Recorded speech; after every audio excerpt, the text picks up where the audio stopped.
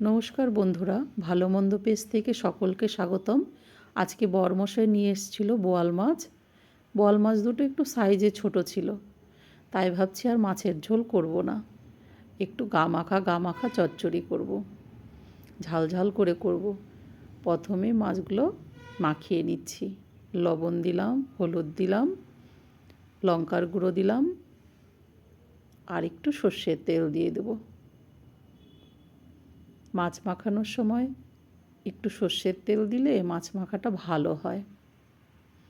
আর যেসব মাছের আঁশ নেই, যেমন বোয়াল, ট্যাংরা, এগুলো মাছ তো তেলে দিলে ফোটে, ভাজার সময় একটু যদি সর্ষের তেল দেওয়া যায় একটু কম ফোটে। এদিকে কড়াইতে তেল বসিয়ে দিয়েছি, তেলও গরম হয়ে গেছে। একে একে মাছগুলো সব ভেজে নেব।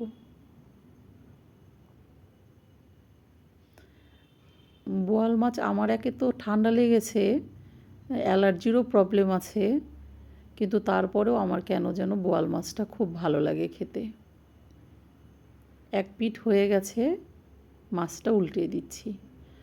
মাছগুলো একটু বড় বড় তো, মানে চচ্চড়ি মাছ ছোট হলে ভালো হয়, ছোট মাছ দিয়ে চচ্চড়ি। তো মাছগুলো একটু আধা ভাঙ্গা করে নেব। মাছ ভাজা এদিকে হয়েও গেছে। কথা বলতে বলতে কখন মাছ ভাজা হয়ে গেল বুঝতেই পারিনি। মাছ ভাজাগুলো নামিয়ে নেব।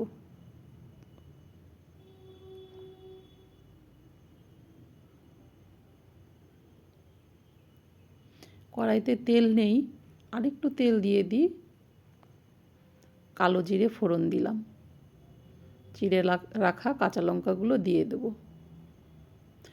একটু ঝাল ঝাল করবো তো, তাই অনেকটা লঙ্কা দিয়ে দিলাম। এবার কেটে রাখা আলু দিয়ে দেবো। আলুগুলো কিন্তু বেশি বড় করিনি, একটু ছোট ছোট করেছি, একটু চিকন চিকন করেছি। এবার লবণ, হলুদ, লঙ্কার গুঁড়ো দিয়ে ভালো করে ভেজে নিই। একটু আদা বাটা দিয়ে নিই।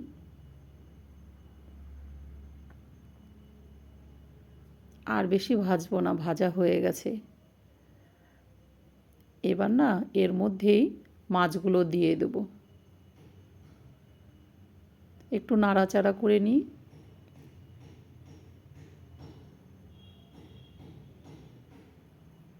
এবার জল দিয়ে দিচ্ছি।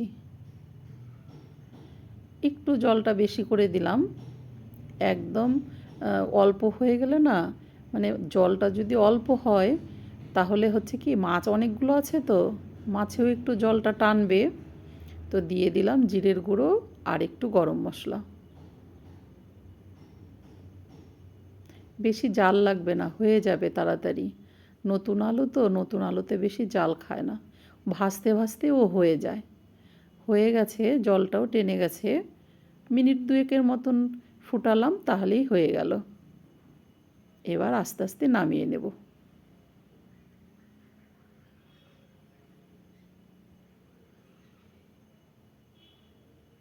চচ্চড়িটা নামিয়ে নিচ্ছি।